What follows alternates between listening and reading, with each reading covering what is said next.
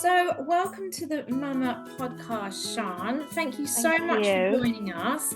You're from Flexmort and you're going to tell us all about the fabulous CuddleCot.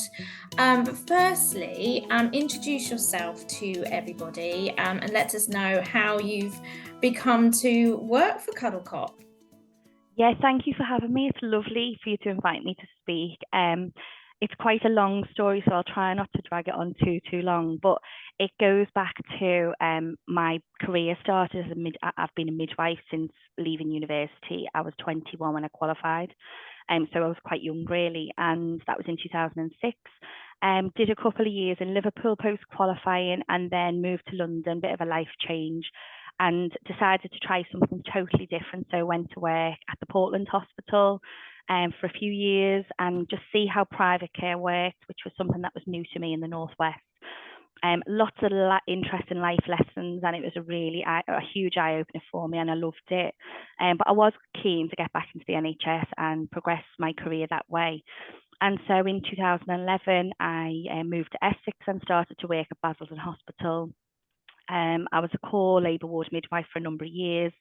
So what that meant was, providing, as well as looking after all families in labour and going through the induction process, there would be a lot of looking after bereaved families in the bereavement suite. And as I say, that role, that part of the job, some people that they don't really like providing bereavement care. They find it difficult. They sometimes shy away from it. I think sometimes it's due to a lack of confidence in providing that care, and they don't want to say the wrong thing or do the wrong thing and cause any more pain for those families.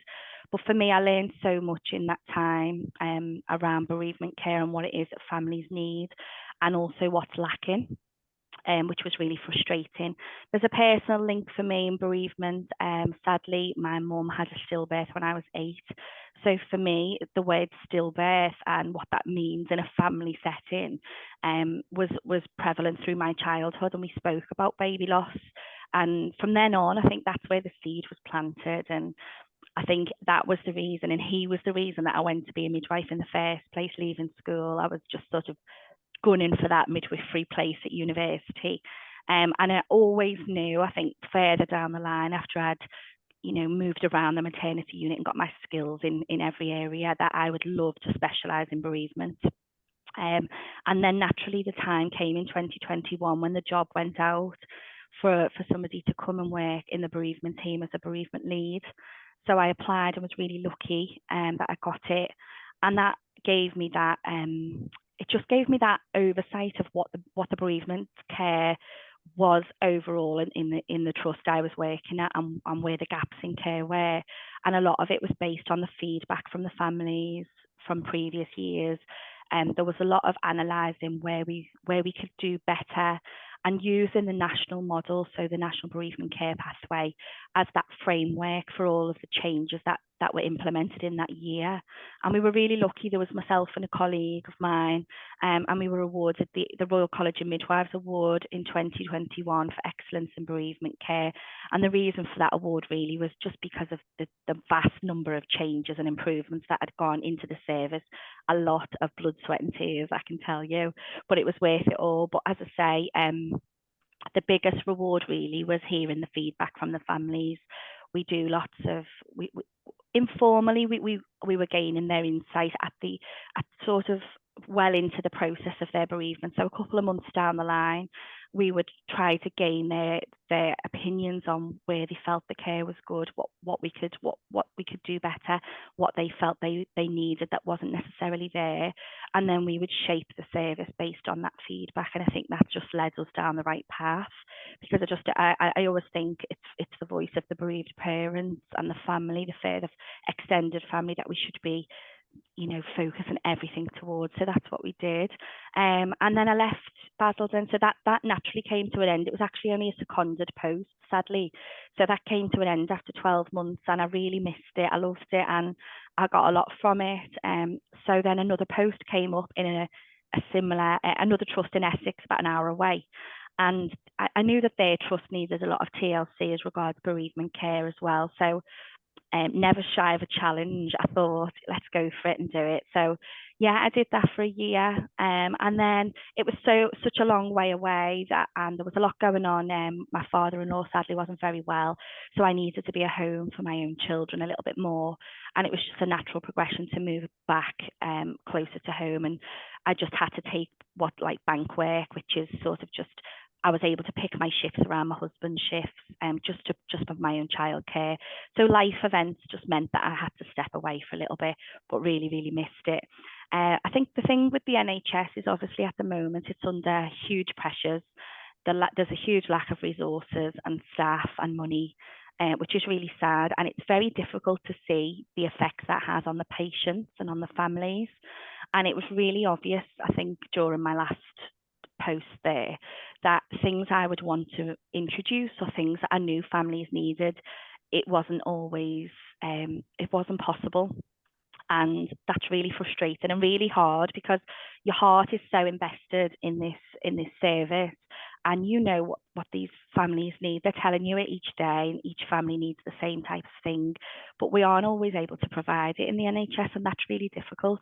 So I started thinking, where am I going to be able to carry on this drive and this passion and hopefully make some positive changes?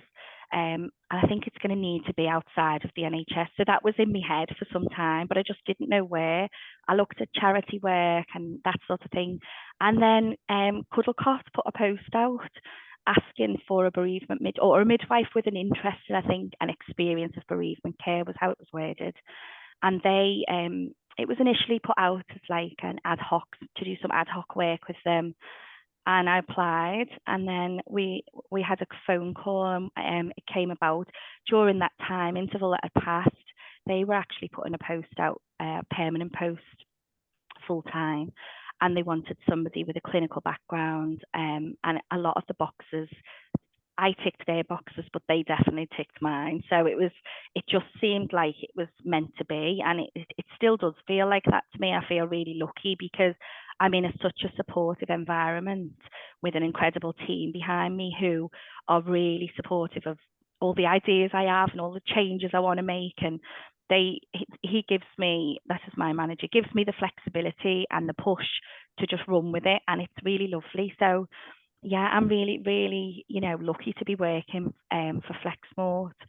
And my role, people ask me what my role is there. And, I think there's the misconception that I'm sort of like a rep for the product, for the cot itself. But I don't get involved in any of the sales, anything like that. My role is it's sort of in the background, but at the same time, without the understanding of why the CuddleCot is so important to families, they're never going to be able to place more cots in more places because there's that lack of understanding of why they're so important.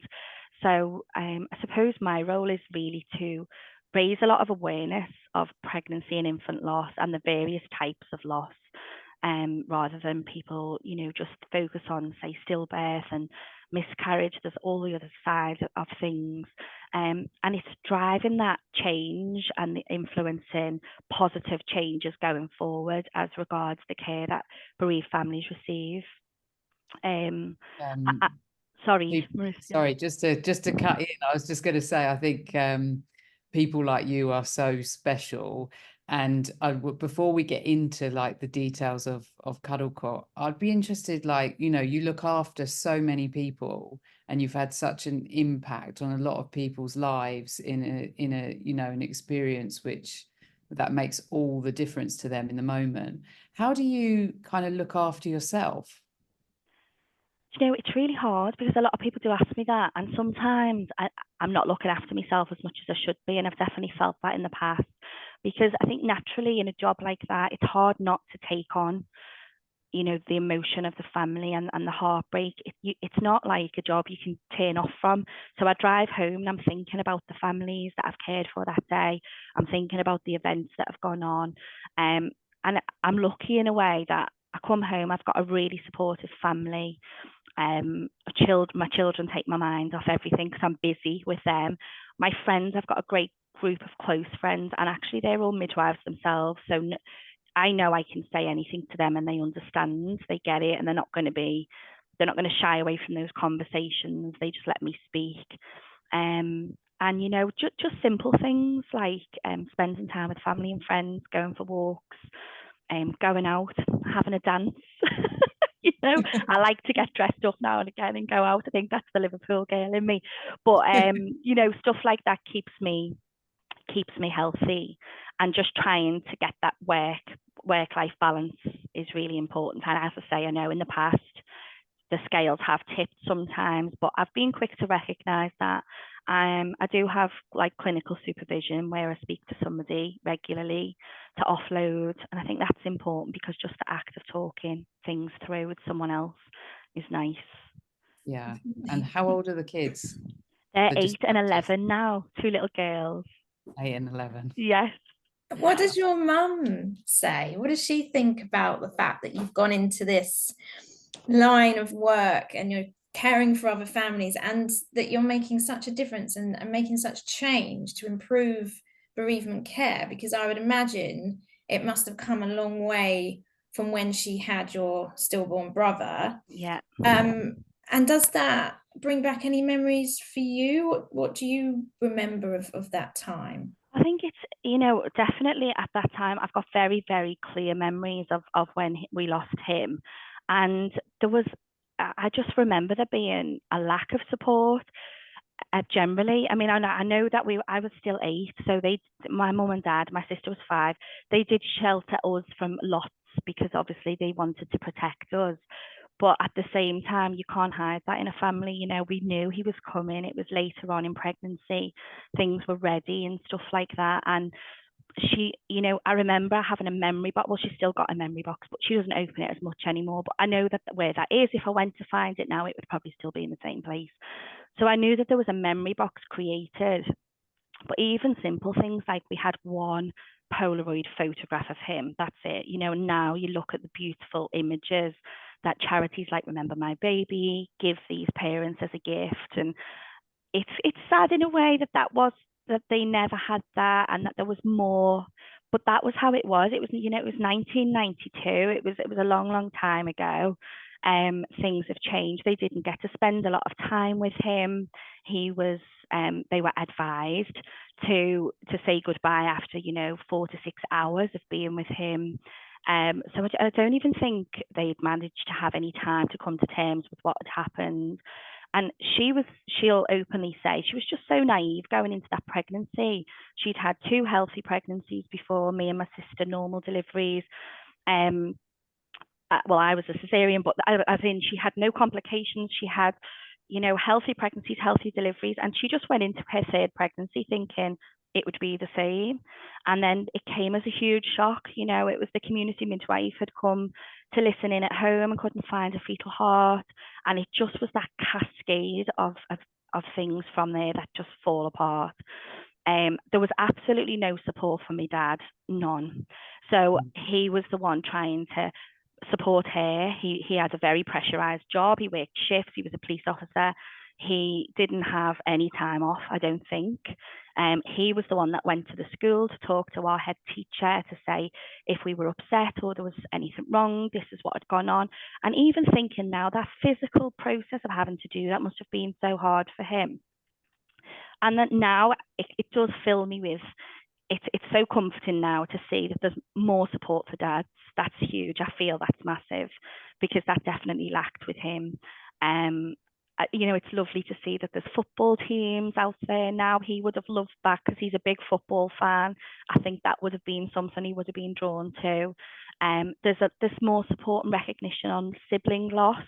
There was nothing, you know, then for me and Emma. We didn't have nobody. I don't remember any clinical person, any doctor ever asking us. School shied away from it. Nobody. It was just that taboo, and that no one wants to say, you know, are you okay? We spoke to each other and we spoke at home as a family, but even other family members, as they do, you know, people don't know what to say when you lose a baby, and they don't want to upset us anymore. But also, by avoiding that conversation entirely makes you feel quite isolated. So I suppose that's how we felt as a 4. It was just us, you know. That's hard. But so it's the work of people like you that are making such a difference to improve bereavement care and the support that we can get. I was just thinking back to, so my son was still born in 2009, which was 15 years ago now. Can't believe it's 15 years. I don't know where that time's gone. Wow. And I really regret not spending more time with him. You know, you're led by the professionals at the time. You're in this bubble. You don't really know what's going on. There's so much information to process. You're in shock as to what's happened. And I was just felt like, well, perhaps we should get out of hospital and get home as quickly as possible, because that was probably my mindset going in, thinking I was having a healthy baby, you know, and I was going to be taking my baby home. So I very much regret not spending more time with him. I did get to hold him, but we didn't take any photos or anything. And I was probably only with him for about an hour or so. And then, I sorted myself out and went home. And it's not until like the next day that you suddenly think, oh my gosh, you know, you really pine for your baby, and you're thinking, where is he? Where's he gone? I want to spend more time with him. And by that point, you know, it's often too late. They've sometimes been taken elsewhere for post-mortem, etc., etc. So I guess that's where the CuddleCot comes in. So tell us all about the CuddleCot and how it can help. So the CuddleCot is an amazing device, and it's something I've worked with in practice for years. It's always been there in the bereavement suite. It's been a piece of equipment that we can use. And it's only when you really take a step back and think, like you say, for your experience, and same for my mum, without it, the care is very, very different, because what it does, it's a cot that's designed for babies who've passed away. So you wouldn't put a live baby in a CuddleCot, just firstly to say that. But it's there for a bereaved family to use. And the idea is that it provides what we like to call the gift of time. And that is such a priceless gift. So what you're doing is you're allowing or providing a solution to keep a baby nice and cool, so that there's no rush to send baby elsewhere. Like you say, without that, there's almost like a pressure that babies should be moved to a mortuary setting, a hospital mortuary, somewhere more permanent to keep them cool, to slow down any deterioration or natural changes that occur after death. The CuddleCot allows the baby to remain in the room, if that's what the families want, and next to the parents and with the parents, so that they can take some time to just come to terms with what is happening. Because as you will know, Heidi, you're like a rabbit in the headlights, and you never think that you're going to be in that position, and everything feels cloudy and it feels strange, and people are talking to you about things that you've never thought you would have to even consider before. Funerals, post-mortems, all of these things. You go through your pregnancy thinking, you're already thinking about nursery places and school places and nursery, you know, how you're going to decorate the room. Those sort of things don't come into it. So I think having that time there to just take a step back and make sure you're making the right decision for you and your family as regards, what do you want to do with your baby? Do you want to make some memories? Do you want to spend some time cuddling them? Do you want to sleep with them in your double bed, say, if you've got one in the bereavement suite? And the CuddleCot allows for all of those things to happen. So it's a cooling device, and it's portable. So for anyone that hasn't seen it, the easiest way to describe it, it's a soft mat, flexible mat, and it has pipes that come down from the mat into the main unit.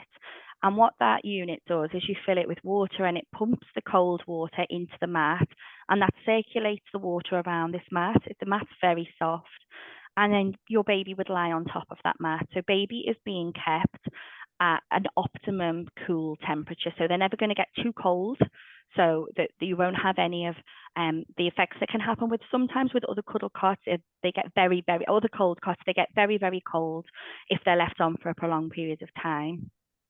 Whereas the CuddleCot is very gentle, and it cools to 8 degrees, and it just keeps baby there. But because baby is on a mat, you can pop that in any Moses basket, any crib. So sometimes families like to bring their own things in.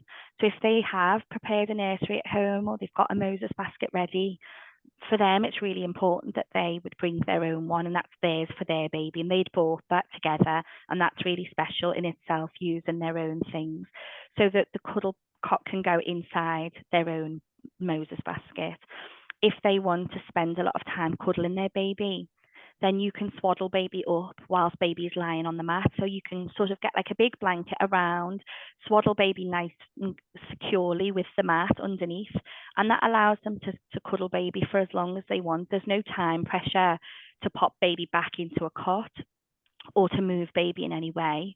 And it just gives them the time to do those, for want of a better word, normal acts of parenting that people really feel they need to do. And obviously I'm generalizing, there's bereavement care is a huge scale of what people want to do with their babies, and so what's right for one family may not be right for another, and that's absolutely fine. It's all personal choice.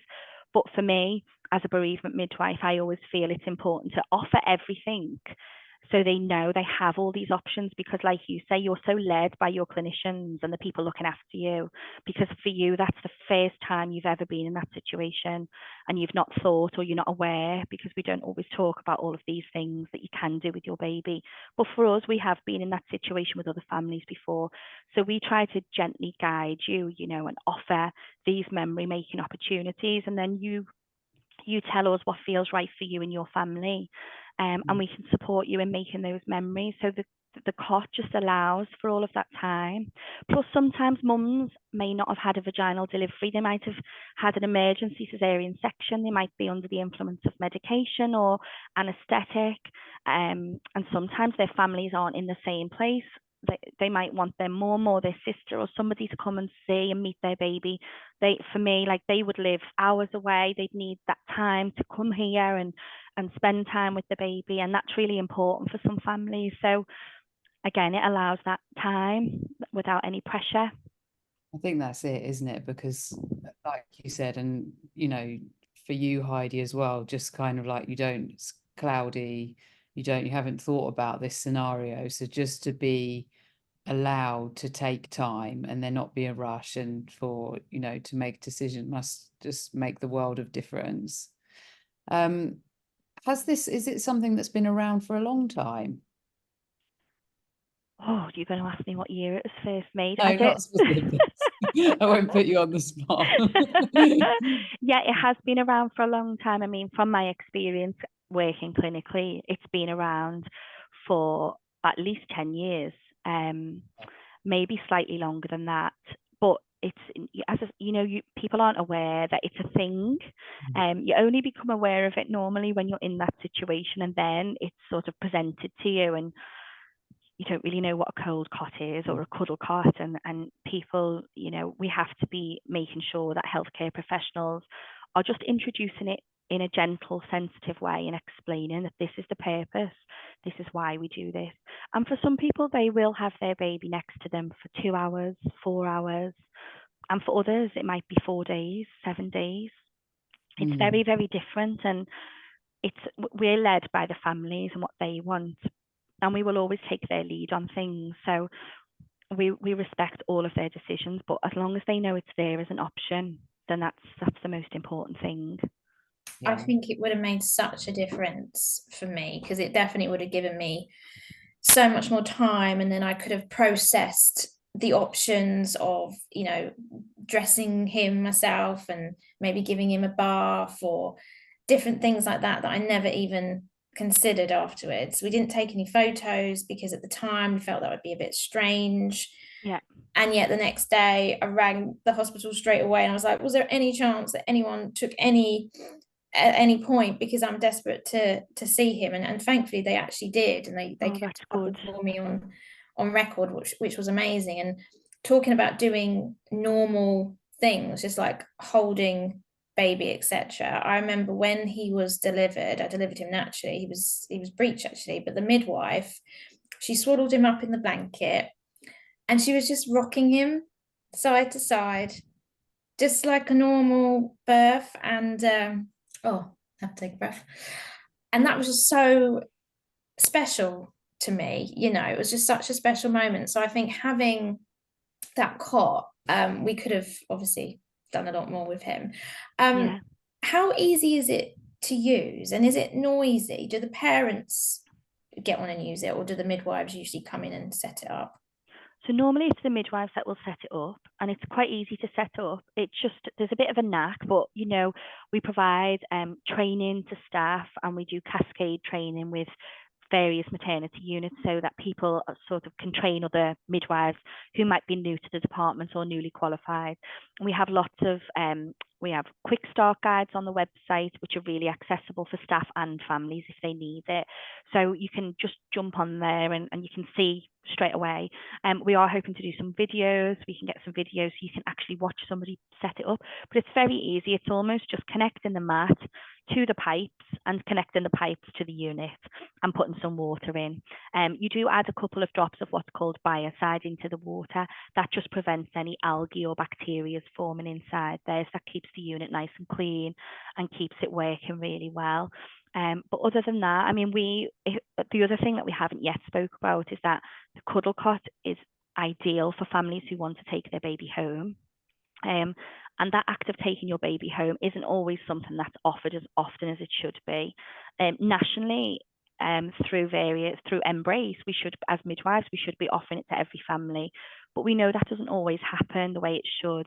Sometimes the process is quite complex. Various parts of the hospital, like the mortuary team, have to be involved. And if it's the weekend, that can be a little bit challenging. So sometimes, plus if you're looking after a number of families, it's quite time consuming to arrange that, and people are just shy away from it because they don't have time, which is really sad. And it's something I'm really keen to raise awareness of and push forward a little, you know, in the near future, because just knowing again that that's an option, it might not be right for everybody, and I'd imagine it wouldn't be. But for some, it definitely is something that they would really find comfort in. And the CuddleCot, we would be able to show them. So when I have had families that have gone home with their babies, we normally teach dad how to set it up. And then if they know they have our contact details, if they have any problems, and we would direct them to the website for more support as well. And then one of our community midwives normally goes in and checks on the family or ourselves if we can each day, just to make sure that everything's running well and that they're okay with baby at home. And some families will keep their baby at home until the funeral happens.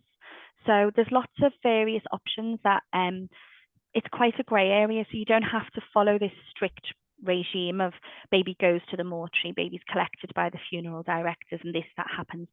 It can be a very bespoke way of doing things, and it can be shaped around the needs of that family. You know, for some families, they might have various religious or cultural beliefs around death that might mean that they would prefer their baby to be at home.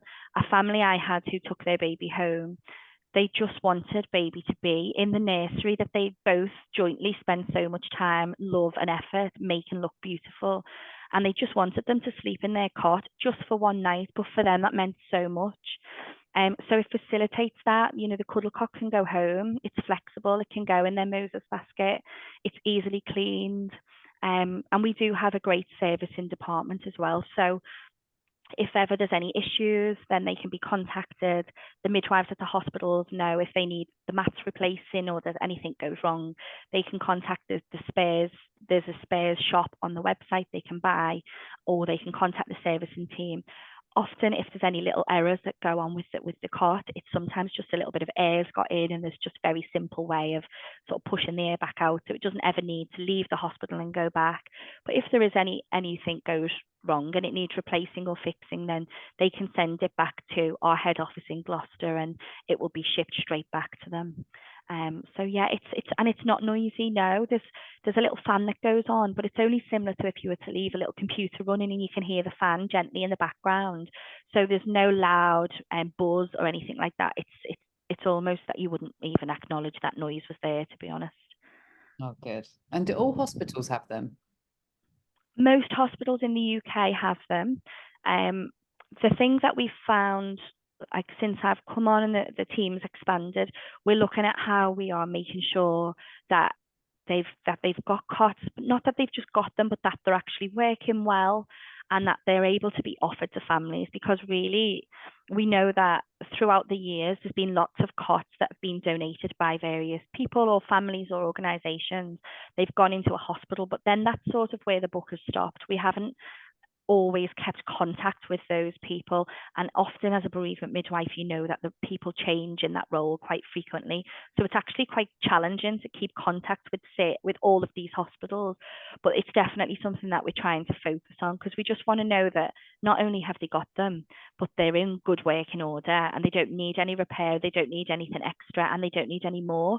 Because sadly, one is not enough. That's my experience. It's quite common for you to have 2, 3, occasionally more families all at once on a labour ward, all needing a cold cot. And there is the Abbey cot as well. So, some hospitals will have the Abbey cot and they will have a CuddleCot, and it's nice for them to have both, to be able to offer families. And, we just need to make sure that all bereaved families have this as an option, that they're offered it, because if they're not, then as Heidi said, the difference that the care package can be without the use of a cold cot, it's really different. So that's where our aim is at the moment. Well, we're absolutely delighted that you're going to be supporting our brand new bereavement wallets, which are going to be available to trusts very, very soon. Exciting. What made you choose to support us with this new initiative? Because we are so excited to be able to provide these for families. I mean, as a midwife, your wallets, not the bereavement ones, but your antenatal ones that are given at booking, are such a prevalent sight within maternity. All women have those wallets. It's just a normal thing. They carry their notes in, but actually the information on there is so important. And as regards things like focusing on reduced movements and that education that you've provided with your wallets that are there currently, I know makes such a difference. So to hear that you had a bereavement wallet come in, it was just filled me with such comfort, because one thing we find is that no two hospitals, and I know that from working at different ones, do the same thing, and that's really frustrating. Everyone's trying to do the best thing, but things are different between each hospital. So to have something that's going to be standardized throughout, that all families will have access to that information and that support system and that support information, it's just great. It's a great initiative, and we're really keen at CuddleCot to be part of those big pieces of work and those big developments that are so positive going forward and are really about making positive changes and are going to be so helpful to bereaved families, and it's really needed. So I think it's great that you've come up with that idea and that all bereaved families will have that, and I know that it will mean so much and it will be so important. So we're really lucky and I'm very privileged to be involved. So nice. We're really excited. I think they're going to be really helpful, because they're going to be like a tool to store all the mementos in. Yes. So all the mementos that you're able to get from the hospital, you can keep them all in the wallet. And then there's QR codes to different pages on our website, such as how do I tell others? There's a guide to investigations and the post-mortem. So we've covered everything. We've got physical recovery on there. And then as you click on each page, you then choose whether you've had an early loss or a late loss, because obviously the information is slightly different. So they should be going out soon. We've just launched a Facebook group actually as well for bereaved parents, because we know the importance of peer-to-peer support. So on Facebook, that's called the Mama to Mama Bereavement Support Group. What other ways do Flexmort support grieving families? So Flexmort, aside from just producing the CuddleCot and the Cuddle blanket, actually there is that's the version of the same type of thing, but we use that for children, teenagers and adults as well. So that's slightly different from where I'm involved. But aside from just providing that opportunity to spend time with their families, it's recognised that we want to do more to support families once they've gone home, and to support the staff that are looking after these families as well. So we have what I sort of call direct and indirect support for families. Directly, families can access something we have available on our website called Grief Chat. So that is available Monday to Friday, 9 till 9. And it's access to a bereavement specialist counsellor. So if you are having a really rubbish day, or you just needed to talk to somebody about certain aspects of your loss, or you just needed to offload or have some support, then you can go directly to the CuddleCot website, and you'll see at the top, it will say support for families, and you just click on there and it pops up a little box called grief chat, and you can literally start chatting to a professional counsellor. So we provide that service, and that the uptake on that's been really positive. It's a fairly new initiative to us. It's been there a few months now, but the numbers are more and more. And it just shows that people do need that support, and they're often looking for avenues to find it. And that's the great thing about your wallet. It's all going to be in one place. So they're not searching for one leaflet, or, as I say, if somebody in Liverpool has a loss to somebody in London, they're going to both have access to that same information, which is so important. On our website as well, under the support area, we have, if you're looking for support for siblings, to talk to your children about loss, for dads, for grandparents, you can click on that, and then there's a whole range, like a wealth of information about various support organisations, charities, that will just take you straight there. So it's almost like a little directory, and we're continually looking at that and adding to it to try and make sure that people know that's a bank of information that they can go for support. And indirectly, we're really trying to deliver, we're trying to develop really strong relationships with lots of organisations and charities, and they've always been seen a little bit different because they're not a charity, Flexmort, but their ethos is the same actually, and that's why I wouldn't have worked for them if it wasn't, because they've got the same passion as me, and that was really evident from day one. So they're really keen, as part of my role, is to develop those relationships with all of the fantastic baby loss organisations and charities there, because we're all striving for the same thing. We're all wanting improvements in care, better support for families, better support for healthcare professionals. So we're really investing a lot of effort in developing those relationships and supporting their work as well as our own. And ultimately, we know, and especially with my history as a midwife, that if you're not providing the training and you're not training your staff adequately enough, and actually it's quite shocking really how little training midwives have in bereavement care. Student midwives sometimes qualify after 3 years and don't have any training at all in bereavement.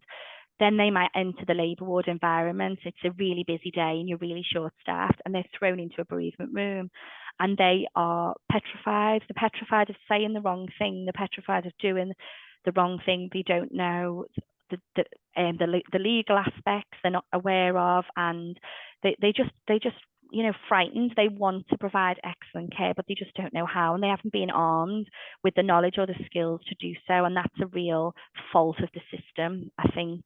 And even once qualifying, I used to be given a 2-hour session to update my midwives on bereavement care once a year, like 2 hours, and that just isn't, it was never enough to be able to really go into the depths of what might have changed nationally, what new initiatives are out there, what we should be doing now. It was just not enough. So you'll find there's lots of external organisations that offer baby loss training, but it's really, really needed, because you need a full day. You need a full day to discuss the various types of loss, what that looks like in practice, what the families need. So we do e-learning. So we have a part of our website where healthcare professionals can visit, and we are continually auditing and reviewing and adding to our e-learning modules. And what we want to do is really cover the foundations of excellent bereavement care, and then we build on that. So that's where we're sort of looking at the moment. So there's lots of e-learning, and that's free, and it's available to all healthcare professionals. And we do full study days. So we cover lots of different aspects of bereavement care, and we cover the actual practical side of it. So we get midwives hands-on, sort of taking handprints, footprints, just to build their confidence and really empower them, so that they hopefully would leave that study day thinking, if a bereaved family come in tomorrow or next week, then I'm going to know what to do. I'm going to know the right things to say and how I should approach things. I'm going to know what not to say, because that's often the thing. And they know they've got one chance to get it right, just one opportunity. And like you said, Heidi, before, you're led by us. So we need to know what we can do to support you in the best way, because for you, that that's going to last your lifetime, like it has done with me, and it will do with you too. You know, you live with that forever. And bereaved families do talk, like the conversations are there. The baby loss community is getting louder. I've seen it happening, and it's really, it's lovely, and it's heartwarming that parents do speak to parents. So like you say, your peer-to-peer support, I find that's where they get the most comfort. But at the same time, they talk about the opportunities they had with their baby. So we need to make sure that every family is being given the chance to make those memories, to bath their baby, to dress their baby, and do all of those things. And it's only really by training your team to know that this is what we do and this is how we approach these things, this is how we support families, that they're going to be given all of those amazing opportunities to bond with their baby and to parent their baby in the way that they want to. And they're going to feel really supported in that, because like you say, it's so daunting. You know, somebody suggests photographs and you think, I don't know if I want photographs, or can I bath my baby even though they've passed away? You know, and you just need somebody who's got that experience, that knowledge to say, yeah, you absolutely can, and I'm going to help you do it, and this is what we use, and this is how you're going to hold your baby. And it's really special, and I think we just need to invest as much time in empowering the team that are providing that care. And that's really where our drive is, because we know, you know, in order to provide the families with the best experience, you've got to get it right from the beginning.